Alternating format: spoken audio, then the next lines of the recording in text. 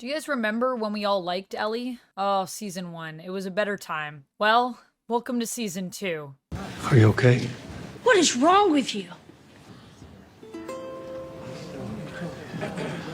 Hello everybody, welcome in. It is me, Amanda, aka Vamp. We are here to talk about The Last of Us. Now with season 1, I was not making regular content at that time. So for season 2, I was like, yes, I can do reviews. And so I'm back to do some reviews for this season. Hopefully you will join me and these will do well and I can keep doing them each episode because I'd really love to, because just after even episode 1, I feel like I have so much I want to talk about. So before we get into it, fair warning, spoilers ahead as I talk about my thoughts on this first episode for the season 2 premiere. There was some stuff I liked, some stuff I didn't like, and it's an interesting start to the season. That's what I'd like to say. Let's do a little summary before we get into it. Let me break it down for you. Break it down for me. Episode 1 of season 2 is starting off with, well, of course, a little time skip.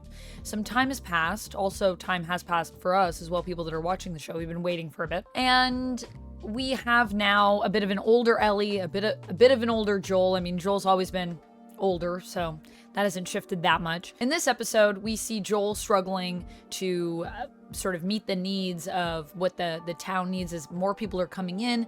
They're taking in more refugees and it's putting strain on the town. We also see Ellie is doing pretty good in the town. She's enjoying going on patrols, which is something she's been doing, but she is having some problems with Joel. And Joel has actually been even speaking to Gale, who's a therapist played by Catherine O'Hara, about his issues with Ellie, trying to figure out what to do. We also learn that with Gale, Joel was responsible for or just straight up took out her husband, Eugene, took his life. We don't know exactly why. And in the games, Eugene is a little bit different, I believe. We're going to talk about that in a minute as we get further into the video. So there's that tension there. There's the tension between Joel and Ellie. Ellie also goes out on a patrol and goes off to do her own thing with her best friend, Dina, who also later makes out with Ellie at the big New Year's Eve party in town. But during the patrol, something interesting that they find in terms of the world building is that there seems to be a smart infected that they find who is strategic in the way it attacks, tries to lure you in. And we also see near the end of the episode that some, I think there were roots that clogged up the pipe, are growing some stuff that looks very concerning. And I wonder if this is some smart infected evolution which we are seeing. Seems like. So there's a lot to talk about with this episode, and a lot of sad stuff, a lot of stuff that I was like, oh boy.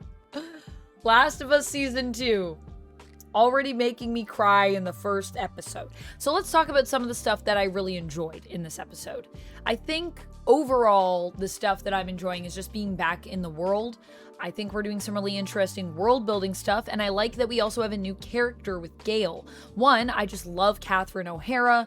Catherine O'Hara is amazing. Seeing her play Gale in the show has also been really fun. She gets this really intense scene with Joel where he's talking about his issues with Ellie, and he basically gives her, I think, pot in exchange for a therapy session. And while she's giving him the therapy session, it's clear that she's been drinking. She's struggling with the death of her husband, which she reveals that she does blame Joel for, and she hates him for it. She can't move past it, which makes me wonder. We also get the setup of Abby. I didn't say that in my synopsis, but we do get the setup of Abby as well in this episode. And the thing that I think is interesting with Abby is we know, well, I mean, if you know the game, if you know part 2, you know where this is going. And if you don't know part 2, I'm not going to say anything else because I don't want to spoil it for you. But Abby shows up. She's on a certain trajectory based on the games, if they decide to go the same route, which I don't see how they can avoid that. And Gale could be a character that could link back around to that, I'm thinking, based on some of the stuff that Gale is talking about. It's clear that Abby has it out for Joel. It's clear that Gale has some issues with Joel, but also is his therapist. This is just a very interesting dynamic in general.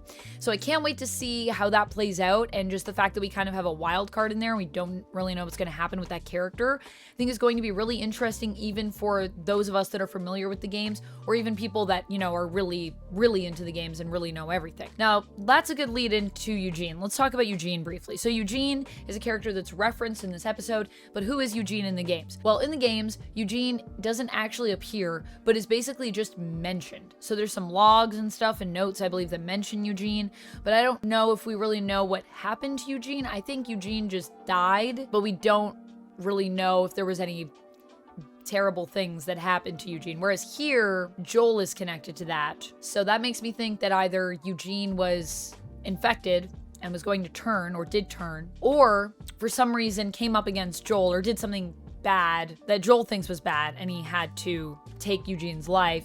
And I think that that is also interesting because something that Gail says in the conversation with Joel is that she knows that Joel had no choice. So it makes me feel like Eugene probably was turning, but there could be something else going on there where maybe Eugene did something bad and like he had to be taken out. I don't know. What we do know in the games is I think that Eugene used to go on patrols a lot with Dina. So I don't know if maybe it is something to do with Eugene and Dina and maybe something bad happened there. I don't know. Who's to say? Who's to say? We'll have to wait and find out, I guess. The show will tell us. The show is to say. The other thing that I really liked in this episode is we have that New Year's party. We have everyone gathered there.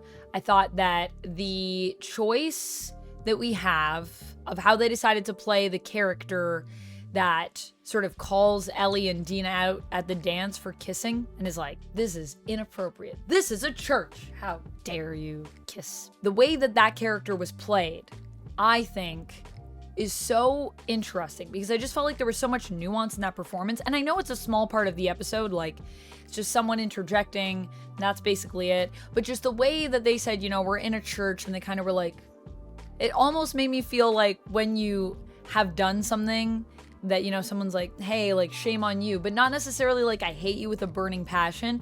So I just thought it was a cool way to almost show the level of degrees of people taking issue with, you know, possibly queerness. I don't even know if that's where it was coming from either. It kind of feels like it was almost just someone being older being like, you shouldn't be kissing right now, it's inappropriate. It was nice because it didn't feel like one of those, you know, extra special episodes where it's like, now we're going to talk about discrimination. It felt grounded, and so that was something that I thought was well done with it. Something that I think is really well done actually is the acting across the board. Everyone just feels like a real person. Even though at times, in this episode anyways, I felt that the script was a little bit weaker and that sometimes people said lines, like they spoke in ways that you just wouldn't think a person would speak. But because the actors are so good, it's not really noticeable. I only really noticed it because I was thinking to myself lines on the page at one point. I was just like trying to visualize the script. Sometimes I do this because I thought there were things that sounded a little awkward. And then I was like, but I don't know. Everyone seems to be like a real person here. So what's going on? Is it the script? Is it the acting? What's happening? And then when I started to lift the words off the page, I was like, oh, it's kind of interesting. Like when Ellie asks Dina when they're riding on the horses, Ellie says something about like, why did they break up, Dina and Jesse? And Dina's like, oh, I don't know. And I was just like, I mean, I totally understand maybe not wanting to get into it. I mean, I guess maybe you would say, I don't know, but it just felt like such a strange answer to your best friend. I feel like you might say something like, I don't want to talk about it right now, or like, you know how it is, or something like that. But I don't know, it just felt kind of odd to me. I feel like I'm being nitpicky on this, but that's a good intro into kind of, I guess, the more negative parts of the episode. There were some things that I didn't like as much about this episode as an opener. One of those things being Ellie. Obviously, I had big beef with Ellie in this episode. However, it's not really a criticism of the art because I think we are supposed to dislike Ellie here. They're making her to be unlikable. She's being real mean to Joel, and we don't really know why. And because we don't know why, it's hard for us to be on her side. So every time she says something, I mean, when Joel did interject and talked to, well, shoved, just completely came at the person who was critiquing Dina and Ellie for kissing at the party. And Ellie responds to Joel standing up for her with like, why would you do that? Like, I can't believe you do that. And seems disappointed in Joel. That hurt. That was like, oh God, that's where I cried because I just felt so bad. Joel really does love Ellie and just wants to help her and protect her and is like a father to her. And Ellie, I mean, no one knows what's gonna happen. That's the thing we need to also remember with these characters. These characters are living in a present moment. And I think some of us, knowing where things go, are also a little worried for how that's all gonna go down if this is where Ellie is at. Like, that's gonna be terrible. I think that's also kind of the point though, because obviously Ellie doesn't know where things are going. She has no idea of what's happening, of what's coming.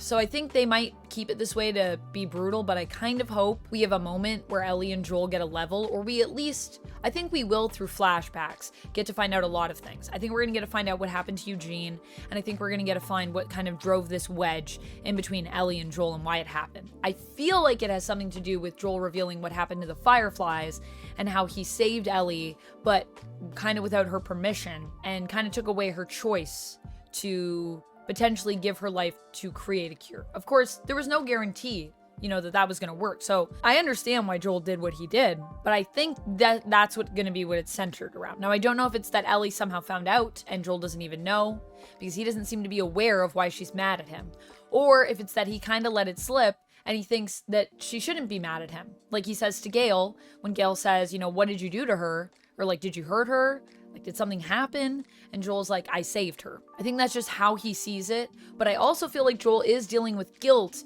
in regards to it. And he's also trying to tell himself that, you know, he had to do that and that he was doing a good thing to try to fight back against some other feelings that are happening right now where he is feeling that guilt and that shame.